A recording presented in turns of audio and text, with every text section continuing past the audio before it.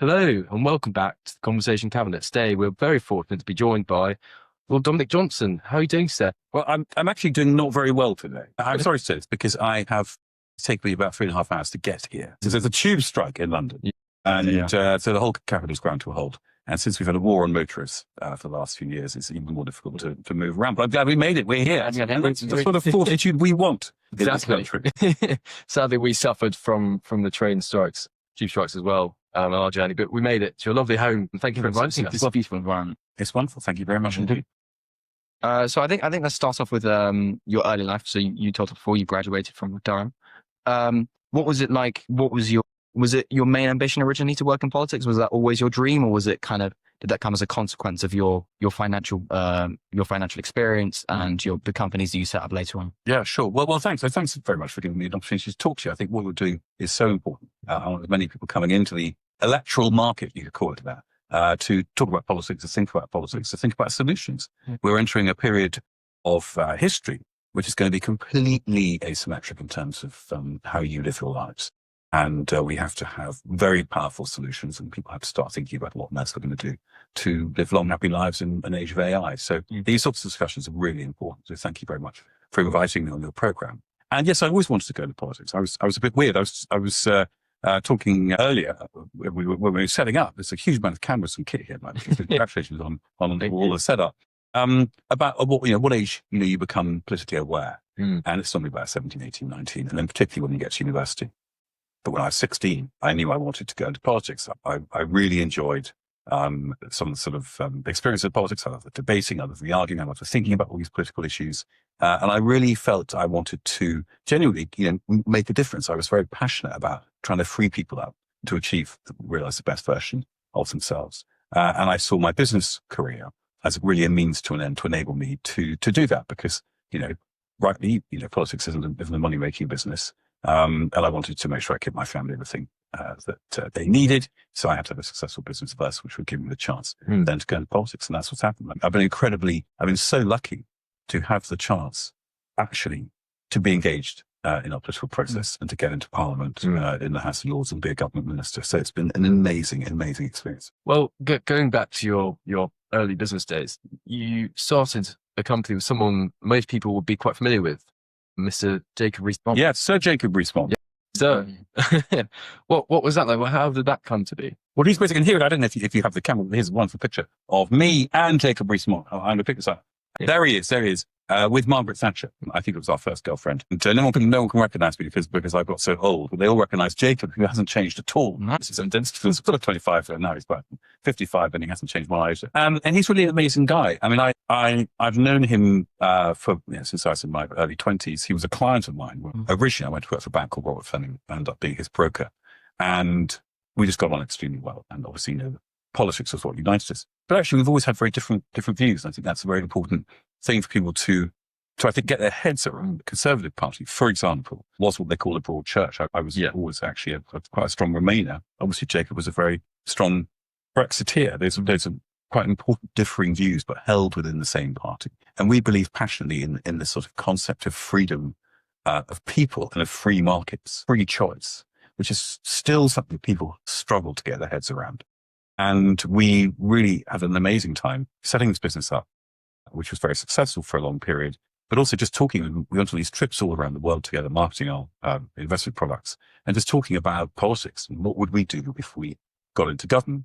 And sadly, I actually only had a week in government with Jacob. He was at the end of the Liz Truss regime. I was in for a week before she went, Rishi Sunak took over, and Jacob was in for a week. So we did one exchange of letters over something. But if we had a bit more time, I hope we will have time together in the future to really put into practice properly these beliefs that will make government work better for citizens and give you guys, a better life, give you a longer, happier life. It's interesting you talk about your differing views between you and Sir Jacob Rees-Mogg, especially about Brexit, because that's been the main criticism of the Conservative Party in recent years, is the division.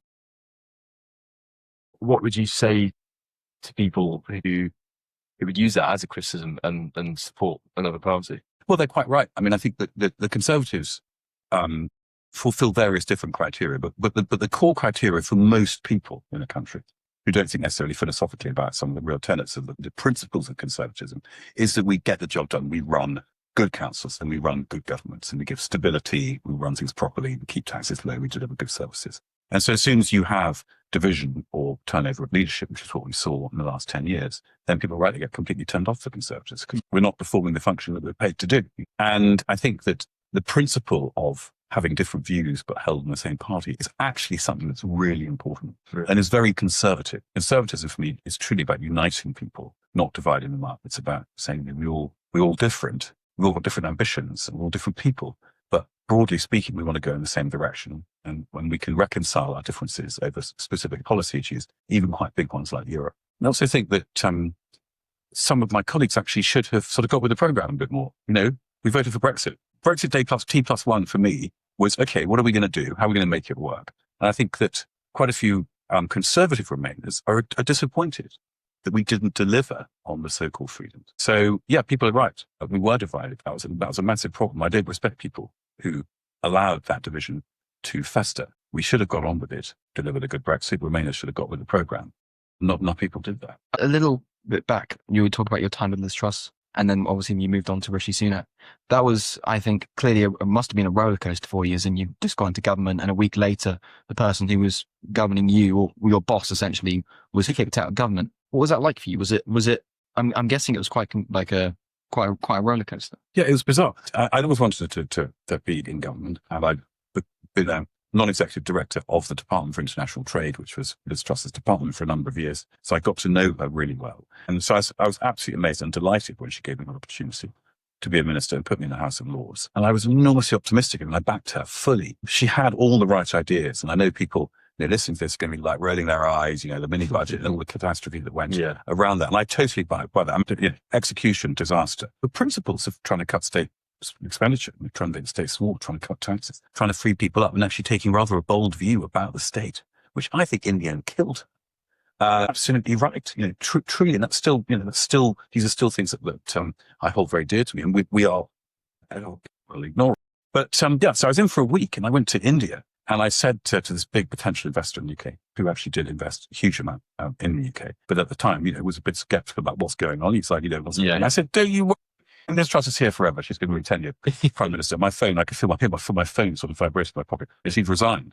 And I got back and then was fired by Rishi Sunak because everyone's been kind of clear out of sort of Liz Truss supporters. So I've been in office for 20 days, I think, which is one of the shortest sort of ministerial careers. And so I was a bit disappointed, as you could imagine. But a few weeks after that, it was made clear that I wasn't just a Liz Truss acolyte, but I had more to offer. And Rishi put me back in. And I got a call saying, can you go back to work? So I sort of reappeared in my ministerial office. Everyone's carried on. No one mentioned it. They just carried on doing their work. Morning, Minister. It was a bit hilarious. But that's dramatic. And that, when you talk about reputational issues of the Conservative Party, this investor in India, for example, just thought we were ridiculous at that stage, turning over 3 prime ministers in a matter of months. And so winning that reputation back for sort of sensible leadership is something you have to do. On that reputation, I think for people listening, for the majority of their lives, the Conservatives would have been in government. And obviously it was towards the end of it wasn't an easy run for them. How would you convince people who are my age, who are a little bit older, who still believe in the principles of conservatism, but aren't too keen on the current Conservative Party? How would you convince them that the Conservative Party has a future and will become a strong government once again? Yeah. Well, I would say, I have to look at myself and think, who's similar to me. And obviously looking at some eccentrics, and people probably wouldn't suggest they're similar to me, but in principle, in terms of what do I want? I want to have a great life. Okay. I want to build a great life for myself. I want to have the freedom to have choices. I want to be independent financially. I want to have security. These are things that drive me. Being financially insecure is enormously stressful. Most people worry about money and worry about security for themselves and their families. And really the only way you can achieve that is by working, by creating wealth, and by working in an economy that lets you do that. So I say to all you guys coming through, my children as well, the economy today is stacked against you. Taxation is so high that it's almost impossible to earn wealth. The cost of living is incredibly high, but also the cost of living well is incredibly high. So it's not just basic costs. We're not just talking about people trying to afford food. You want to buy a car, you want to buy a house, you want to live a good life, got a holiday. All those things now become perishingly expensive in relation to wages. And then you want to live differently. You want to have a side hustle. You know, you've got this great conversation cabinet, and people are going to start hopefully subscribing to it, and you're going to start making money out of it. You start going with a kit. Fingers crossed, you will subscribe today. And yet, you know, this tax system is against you, and regulation, and you've got to have to fill in a form if you want to set up a company and all that stuff. And it's just rubbish. And we think it's good. We think it's okay because we use excuses like money laundering or compliance, or it's all 99.9% garbage. And actually, my job as a conservative, do you want to say, do you want to follow this guy? I'm out to make your life better, to give you the chance to have an amazing life. It's not about just getting rich. Actually, it's about saying that you have a responsibility over your life, and you have a responsibility to other people too. And that's an amazing thing. No other philosophy does that, by the way. No one else does that. And that's why I've always been a conservative, basically. It sounds like you're very much for austerity. Correct me if I've got the wrong impression. Almost austerity measures. So would you say that's the main fault for you of the Labour Party at the moment? No, I'm not for austerity. I'm for amazing public services. You know, we don't have good public services. You know, the NHS is on its knees. The sort of, you know, transport system is on its knees. I have to spend 4 hours trying to get from one to another today because we don't have great public services. It's got nothing to do with austerity in its own sense. It's still, we don't have the wealth, and now we've lost the culture of success and achievement. And you get rich by letting people create wealth. And as soon as you create policies that make sure that people are disincentivized to create wealth, we frighten off wealth creators, we make businesses less successful. What's the outcome? You want to have great public service. I want to spend gazillion. I want to have a health service that has everything perfect. I can walk in an instant appointment with amazing technology. So now austerity is irrelevant. You only have austerity when you're poor, when you can't afford stuff. And actually, we need to look at it the other way around and say, how do we make ourselves as rich as blastably possible, so we can have the best? And then you know, our friends and relations who want to study or work in the public services can do so far better than they currently can and be properly paid. On that example of the NHS, you obviously, I think that's everyone's dream to have an NHS, that you have the ability to have a public healthcare system that you can walk in and you can be treated. But if you're wanting that, but then also simultaneously wanting to cut back on investment, maybe not, I haven't clarified on the NHS, but if you're wanting to cut back on investment, how would you make sure that the NHS could be funded and make sure that dream of what the NHS could be possible? You don't cut back on investment, you invest. And the problem with the NHS is it's not a health service, it's a sickness service. We're sitting here today, I feel all right. Weather out there, we're a bit sniffly, but we're healthy. So we don't go to hospital. We don't use it. It's not a health service, it's a sickness service. You only go when you're ill. There's nothing in our system to encourage us to stay healthy. They're now just introducing, you know, these weight loss drugs and so on, which are going to help cut obesity. You know, we now have the power with AI and technology to test us all the time. So, you know, I'm 51 years old. These are my habits. This is what I need to be tested for. This will stop me going to hospital. We don't do any of these things. It's all about how the system functions at this stage. It's not about necessarily the amount of money we spend. And we should invest in technology and forcing the NHS actually to be more productive in how it functions. We're obsessed with equal outcomes. We're terrified of failure. And in health, clearly, you can't be cavalier. But actually, I want to be experimental. I want people to try new systems and drugs. I want new technology. I want to have an app that links through to my GP. You know, we don't do any of that. That's ridiculous. All we say is we just want money. And as a result, we operate very inefficiently. And also, you know, we have, us three, and everyone listening to this, has a responsibility. We think this stuff is free, that we have a right and it's owed to us. We don't. This is a massive privilege. And we've got to stay healthy, and we have to turn up on time to appointments. Yeah, and we have to work with, if it's a so-called free service of appointment delivery, we owe that respect. And I think we've lost respect of our public services, as well as the fact that they're failing us. So where do we get the money to then invest in our public services and in new technology? How does the government get this money? It's easy. You allow wealth creation to be a success. A great example, non-doms, these people who internationally wealthy people who were coming and living in London and spending a huge amount of money employing lots of people and investing. What have we done to non-doms? Have we said, come and be great customers? Or have we told them to F off? I mean, how bizarre is that? Imagine owning a shop and all these rich people coming in to buy your stuff and you say, clear off, get off, have a take. One, two, taxation. We're taxing companies that want to employ people. And we're making it harder and harder for them to make money. And people love taxing because they think it's a good thing to tax people a lot. They become very sort of spiteful about it, in my view. That's mad. And the people actually who are most spiteful are the ones who probably need the money the most and want to see the most in the public sector. So that's also bonkers. When corporation tax was at its lowest, it yielded the most amount of money because much to everyone's amazement, if you make it easy to generate profits, what do people do? They make more profits, and then you can tax more. I'm only interested in having as much money for the public purse as possible. So the way you do that is you free people up. The last thing is regulation. You can't do anything now. If you try and build a house, you have to have a bat survey. You can only do that during certain months. You have to film the bats at it. Literally, you're making bat erotica. Josh, it's completely bizarre. You have to get a guy to come along with a video camera. The whole thing costs thousands. They spent more on the sort of studies, environmental studies and planning studies for this crossing than Norway spent in actually building a tunnel. And we spent hundreds of millions of pounds on bat tunnels for HS2.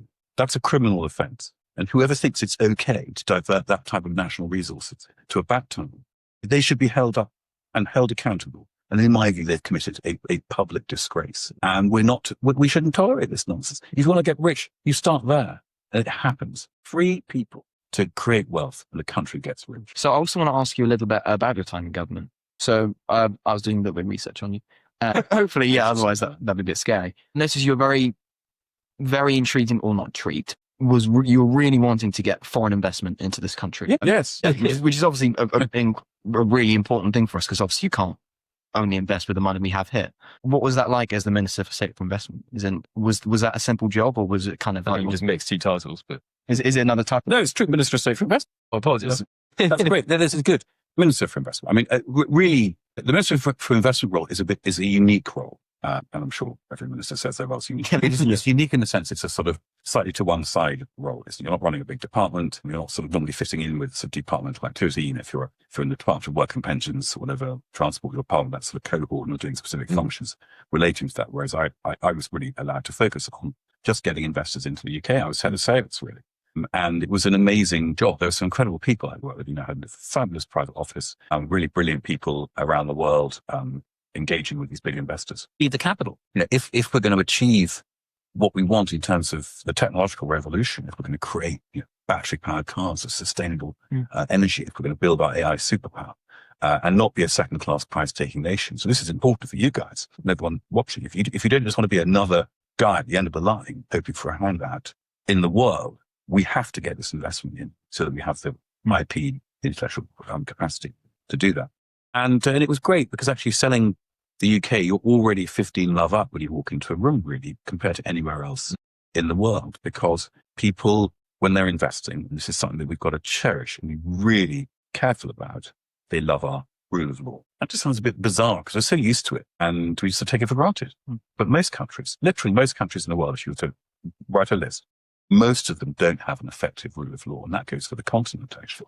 It's really the Anglo-Saxon sphere. It's America, Canada, New Zealand, Australia, and the United Kingdom, Switzerland, Singapore, maybe a few of the Scandinavian countries like the Netherlands and so on. But that's really it. So that allows them to invest and know they're going to get their asset protected. And then we've got some amazing people. I mean, I was just so proud of this country, 60 million people, the intellectual capacity, the intellectual property being produced by these individuals coming out of the universities across the country. So it's not just Oxford and Cambridge, although they're phenomenal, but the London universities, Newcastle, Edinburgh, Bristol, all these universities are producing these incredible ideas that people want to invest in. But the big issue we have is we didn't have enough capital. And the domestic pensions market, not to set everyone to sleep, but basically we've become very conservative. And the laws around, the regulation around investing has become so tight, again, a disaster, that we're relying on foreign capital in order to get the money for these slightly higher risk but higher return projects. And it was great. We had massive success. And I hope very much that the Labour government continue to realise the serious importance of this and to cherish these people and to really look after them. Would you say that Brexit is one of the main reasons that we're struggling to get foreign investment? Well, we actually know we've got fabulous investment flows. I'm not one of these. I'm not Brexit. Brexit's caused enormous problems for our economy, and because we haven't liberated our economy internally, we've continued to bureaucratise it and regulate it. We haven't taken any advantages of it. So Brexit could easily have been really beneficial for us. Ultimately, I think in the medium term, when the government gets its head around how to operate more effectively and to give people their freedoms, reduce taxes and regulation, it'll be great, and we'll be really glad. But actually, the initial response was to put tariffs up. You'd have to stamp your passport. It's hard sending parcels and stuff. And everyone gets frightfully upset. They love regulating. My colleagues in Parliament and the House of Lords, they love, PSP, which is phytosanitary, all of those measures. It's basically our diseases coming in. I point out, wow, we had an open border with Europe for like 40 years and everyone, we're all alive. But then suddenly it's Tuesday following Brexit and we've got to shut the border and all that. It's nonsense. And we need strong leadership to tell these people to, stop it. When you are genuinely reducing the wealth of the people in this country by being so sort of ridiculous about these things. And we've got to collaborate and cooperate with Europe. So, sadly, it hasn't helped, but actually we still have a great investment case to present in the UK. And our regulated environment is still happy. And our capital markets are still bigger. And I think we've got more interesting inventions coming out of other universities as well, which are still some of the top in the world. So, it's all there for us to lose still.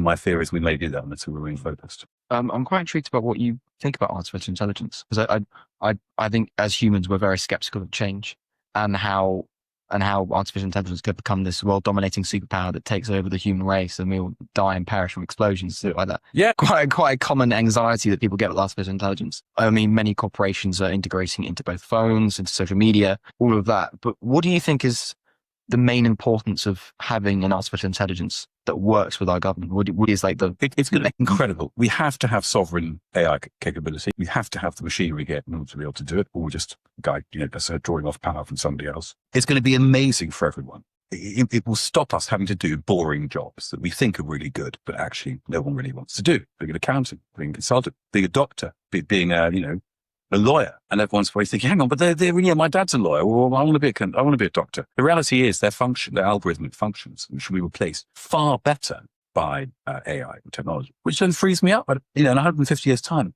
we're not going to say, gosh, I really wish I could be an accountant and spend my day adding up people's accounts. It'll be automatic. In the same way that you don't say, oh, I'm really upset, I've got a dishwasher. I have to put all my things in the dishwasher and they wash it. I can't spend my afternoon washing up. It's exactly the same. And it will make us intensely free.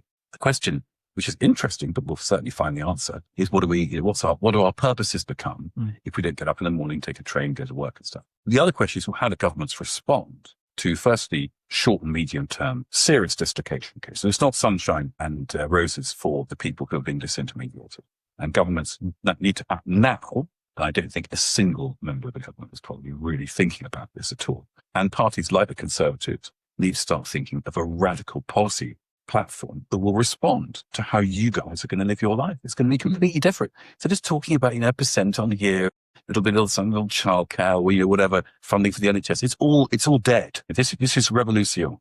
And we're going to hit a massive wall unless we do a handbrake turn and start realizing that we have to be incredibly innovative if we're going to survive as a nation and as a people. And we need to start in this discussion right away. But the long-term consequences of AI will be that you and me can live a far happier and longer life. Do you think there should be regulation surrounding AI? Because a lot of people are very worried, as Ethan said, about the implications of it. So in order to innovate, do you think that we should have a lack of regulation? Well, I mean, again, AI is this great broad term for something. It's like saying electricity. You can electrocute yourself with electricity and you can power the lights. So you obviously don't electrocute yourself. So you need regulation to stop that. And it's not that, I don't think it's that complicated. I mean, I think intellectually, the discussion around how AI trains itself on what type of information and how it sort of pays for that is something that needs to be worked through. Because on the one hand, you want your models to suck up all the information so that they can then come up with better outcomes. On the other, you say, well, hang on, I've written a book, and shouldn't someone pay me for that going into the learning process? And that's true. And I don't know the answers to that. I mean, I'm obviously in favor of less regulation, but at the same time, if you destroy property rights, then you're sort of negating the principles. So but still calm down. It's so British and European. AI, all they talk about is risks and how to control it. It's just ridiculous. What's going to happen is other countries are just going to rush forward. They're going to create amazing app, and then we're going to be destroyed. So these people, again, by being uptight and foolish, are stopping us having great lives. Yeah. I think I don't know how to phrase this. I think some people are also concerned about the job risks of artificial intelligence. I mean, for instance, some people I've seen this a lot in comment sections that people are saying, "Oh, we should put our AI in like the tube system so that they can run 24/7." Definitely, we shouldn't have drivers on the tubes, and we wouldn't have tube strikes. Yeah, you don't need drivers on tubes. Yeah. But it's more like some people are scared that obviously they're going to lose their job, and then they've kind of trained their lives for that. And where did they go? Even coders, because AI will generate code. It's massive, and this is the problem for you guys. Is that being excellent is now going to be irrelevant. So you can be the best lawyer in the world, the best doctor, it's irrelevant because you can't compete. If you're a doctor who looks at lung x-rays, you might have looked at 10,000 x-rays and so you can have, but a computer can look at 1 billion. and we'll do it better. If you're a tube driver, automated trains can clearly do it better, frankly. We'd like to think that they haven't because we think we're human and we can do a better job. But the reality is we're going to be much better having automated railways and tubes. And then, we are then free to do those things. And as I said, however, governments have to now realize we're heading towards a massive wall and we need to do a handbrake turn and start coming up with policies to help people to train for the future. And I think that actually being human is going to be the hardest thing, being authentic, being you is going to be the future. So rhetoric, the principle around how you think, grammar, logic, and articulation. And I'm fascinated by that. I mean, I've got a project. I'd love to set up a school of modern rhetoric to teach people what we used to teach. Very philosophical. So. Well, yeah, but it's about way of life. Exactly. And it's how you are. Your social media persona will become relevant, your side hustle, your influence. And, you go back to classical times where, people concentrated on that sort of thing. The highest paid people in ancient Rome were teachers of rhetoric. And it was difficult for what did so-called middle class Romans do? They joined the army, they didn't really have jobs because they were taken by indentured servants or people, the slaves, we didn't have the occupations. And that's a really interesting sort of reflection on what society might become. It's quite contentious and quite intellectually sort of stretchy. But the reality is I think we go back to the classical life where people are trained to, be more of themselves and project themselves as individuals rather than now where we are part of corporations or other identities. I'm a conservative. I work for some big law firm and you come from a certain school. In the future, it'll be about you. And then what you're attached to or associated with will be sort of secondary. Makes you rather amazing. Yeah, it sounds quite nice, actually.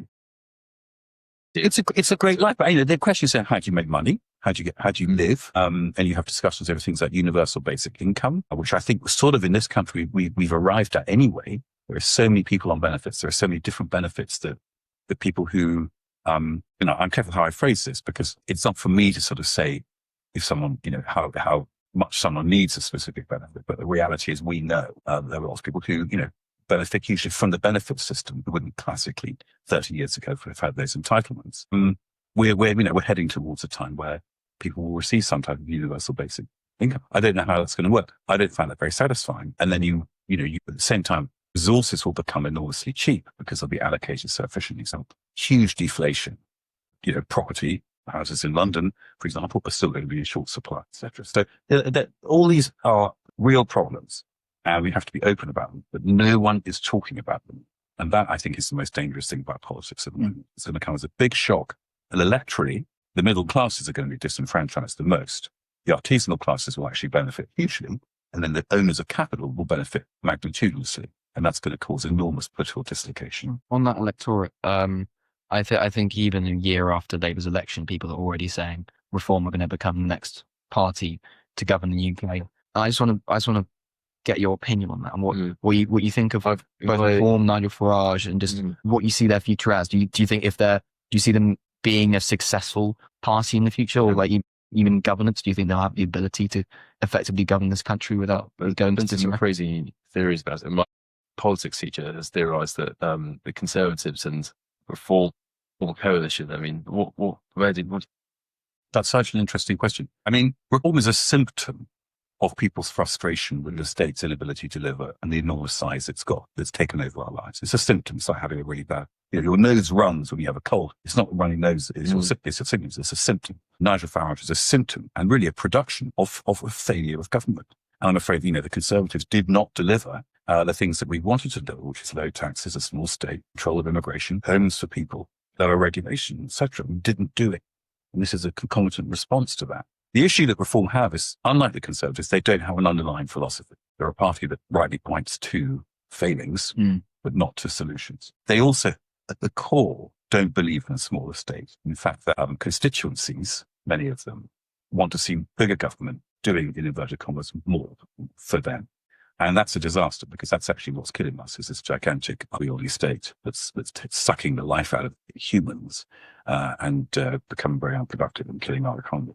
In many, many different ways. So they've got two big problems. They haven't got an underlying philosophy, and the thing that they do believe in fundamentally is not going to be successful long term. Nigel Farage is an amazing communicator, and I have great respect for him. I've never been rude about Nigel Farage or Reform. I mean, I think it's a serious issue for the Conservatives, and it's our job, and Labour's and every other party, to respond to what they're saying, and they're articulating very serious concerns that frankly haven't been either taken seriously or properly dealt with by the state.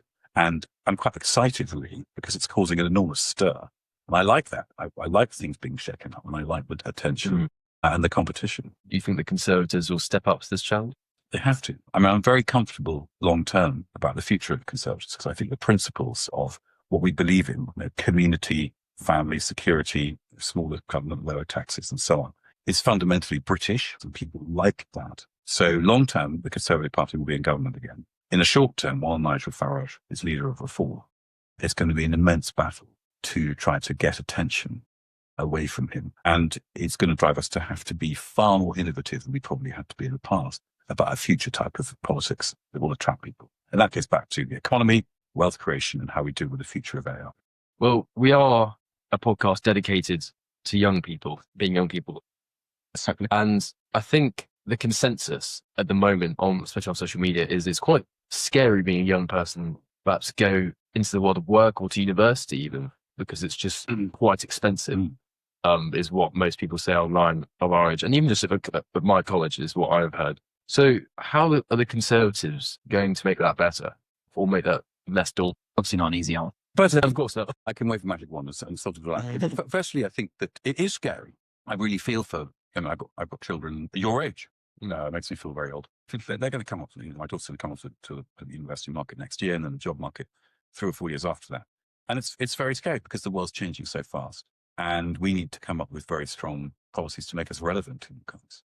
You want to have a good system that helps you keep the money you make from side hustles. You don't want to be regulated when you're trying to sell some football t-shirts or whatever it is. You want to travel around the world. So we've got to make that easy for you in Europe with those sorts of allowances that we've got very head up about. And then we've got to try and make it cheap for you to study the right things for the future. So is it good value now to go and study some classics degree at Durham, either politics or Durham? Is that good value to come out with 50,000 quid in debt? And the question is, I don't know the answers to that. And I puzzle over the value of the current education system. The secondary education system, I think, is completely out of date. And the university education system performs, I think, for me, other functions other than educating. I think it's a time to mature, make friends. You're going to work all your life or do something. So I think it's a great thing to do. So that's what I encourage, younger people to go to university. But I don't think you come out with a pellet of quality information that makes you more employable anymore, because I think the world has changed so much and it's expensive. And I think that we've got the worst of all worlds in the UK, where we have quite an expensive but not such a good university system because we cap it. And really, we need to be brave and let fees run wild, and then have a much better system to support people who need financial support. And currently, we don't have either of those things. And then getting a job, you've got a network. And the great thing about social media is things like LinkedIn and so on can really enable you to get out there and network. Work with me, ask people, find mentors. I did that. I was pretty rigorous in finding older people who could support me, give me ideas, read up on the industry you want to go into, and be motivated. The sad thing is when I meet people who just don't have any motivations. But if you're motivated, a good deal gets done. And the world's changing so fast. That's when you make cash. That's opportunity. I think it's very hard to say most of the at the moment when every time you open the news, it's just really quite depressing. Yeah, don't look at the news. That's a great thing. When I was your age, I never looked at the news. I never read the newspaper. The Telegraph newspaper was somewhere in the school. I think also on both the education system, but then also the housing system, the current housing crisis, if you will. Like, for instance, I've got a brother who graduated university, got first in his politics and economics degree, and he's unable to move out just because it's even so expensive to rent a flat. Because he works in Parliament as well. He works for a Labour MP. Does he? Great. It's difficult for him to go out and easily find a place to go move to. Yeah. And would you then also tie that back to the regulation that we've got currently? Yes, you've got to build more. And Conservatives failed. As a Conservative, what did we do worst? We didn't let people build homes. Now, we didn't do it in a gradual way. So we did it in a sort of lumpy way. Big estates never really fitted in, didn't fund the infrastructure that they needed, and didn't really understand how to develop effectively places like London, where you can go up. And we've been sort of wrestling with trying to have affordable housing, which makes it unprofitable for developers to actually then develop, and providing the land freely enough that makes the land so incredibly valuable for a very small number of people. So it's a deeply unfair system. The most unfair thing we did as Conservatives was not build enough homes for the next generation coming through. And that requires strength. And when we next get into government, I very much hope, regardless of the friction that it's going to cause, that we're honest about the need to build homes for our citizens. It's convenient that she's right here, but She is. we spoke we spoke with Ian Dale about this last week briefly, about the conception that Margaret Thatcher is responsible for a lot of why housing is so expensive at the moment. Do you agree with that? I don't understand why that would be the case. I mean, she liberated the housing market, allowed people to buy their own council house. Otherwise, you'd have a massive state-dominated housing sector with dreadfully kept up homes, expensively built, badly managed. Humans like to invest in their nest. If you don't have property, you don't have property rights. You don't do that. You're not an incentive. So no, Margaret Thatcher, blew the doors off. We just didn't follow up. We stopped development. And then all this environmental stuff like nutrient neutrality. Who on earth thought of that? Which prevented hundreds of thousands of houses being built. And then all this sort of need studies and protections and biodiversity net gains and stuff. A lot of stuff was developed by the Conservatives. Terrible things to do.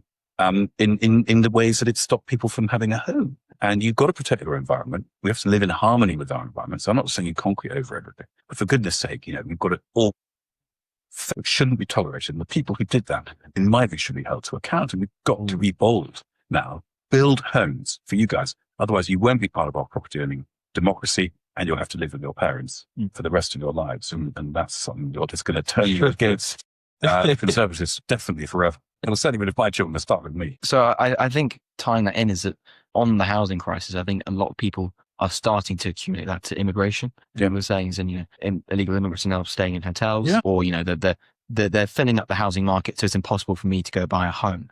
And that's obviously I wouldn't say started, but it's kind of accumulated this effect where you're now having the race of flag movement, where people are becoming increasingly patriotic, nationalistic. That's great. Yeah, which I think obviously is good. But then you also have the bad apples, which are then using that as a means to kind of infiltrate their own ideas that may harm others. For instance, like it was on BBC News, I think someone in York decided to spray paint this Chinese takeaway shop with racial slurs and stuff like that. And that's not saying it's being proud of your country. No, of course not. That's unacceptable. That's the big problem. We're a tolerant nation, and we should be proud of that, actually. And that means I should be able to be offended by one, and I should be able to offend other people. I think that's at the core of our freedom. And we're drifting away from that. And so people who do those sorts of things are causing enormous damage to society. That has to be dealt with. And I don't think that's a good thing. But at the same time, we're so frightened about being seen to be sort of tarnished by these people that we don't want to fly the British flag or the cross of St. George. We'll be proud of our country. And what keeps us together? What creates a culture of people doing great things who want to achieve wonderful successes and be famous for inventing some wonderful new drug or running a hospital brilliantly or making a lot of money out of a wonderful business or writing a phenomenal Netflix show. This sort of concept of togetherness and community. And I've found it the last 20 years that the government system and politics has done everything it can to sort of become amoral, unpatriotic, vigil sort of just pieces. So terrified of taking sides and having judgments. This is a good culture. That's not a good culture. We should say so, whatever it may be. Because we have been so wet about that, again, with bad political leadership in many instances, we've allowed our country to atrophy and we've destroyed our sense of collective endeavor. Move that. It acts as a massive deleterious effect on your economy and your society. So fly the flag. I think it's a wonderful thing. In America, everyone flies the flag. Every car showroom down the main street has a huge stars and stripes, and they're Americans, and they're Americans first. And I think that's a very, very powerful cultural endeavor that we should be extremely delighted to do in this country. We've got an amazing king, we've got an amazing country, phenomenal language, the greatest culture of the world, the greatest parliamentary democracy ever seen, and we should be very proud of that. I think the rhetoric in the media at the moment is that, yes, that is a good thing, but the way the Americans are so patriotic, that is nice. And the problem at the moment in this country is that people are almost misconstruing patriotism with almost an intimidation tactic. Yeah, sure. But that's not acceptable. Patriotism is a togetherness. It's all of us together.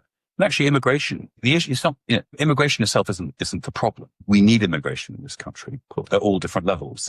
And there are issues over our aging demographics as well. So we should be welcoming people to come who are, useful and want to work and want to build our economy and want to come and be part of a brick in the great, building that is Great Britain. The issue is we haven't enforced, I think, enough or been proud enough or brave enough to say this is how this is what Britishness is and we've got to buy into it. And it's really important you do, because otherwise the whole thing's going to fall apart and you're not going to get the benefit from coming in the first place. The second thing is people need to feel that the system is fair, that people leave like with 4-star hotels and so on when other people can't get the right type of support from the state. It's just really unfair. People get upset by that naturally. And again, the government needs to be very aware of that. I feel the sense of frustration. And by not being brave and talking about it openly, what you do is you drive it underground and you fuel it worse. So, on the one hand, proud to be together. Britishness is a togetherness philosophy. On the other, you've got to own up to systemic failures that result in bad outcomes that people sense is either unfair or puts huge pressure on the economy, which then we have to pay for. And that seems to me to be really unfair. I think that's a fantastic way to end it there. Thank you so much. Thank you very much. That's great. Thank you very much. Love it. Really enjoyed that It's a conversation. pleasure and inviting us to your beautiful home, Thank giving you. us amazing apple juice. This is anything. It's fantastic. It's very good for you. It's really, honestly, really nice. It doesn't taste like what you buy in shops. It's your own business. Thank you very much. And thank you for listening.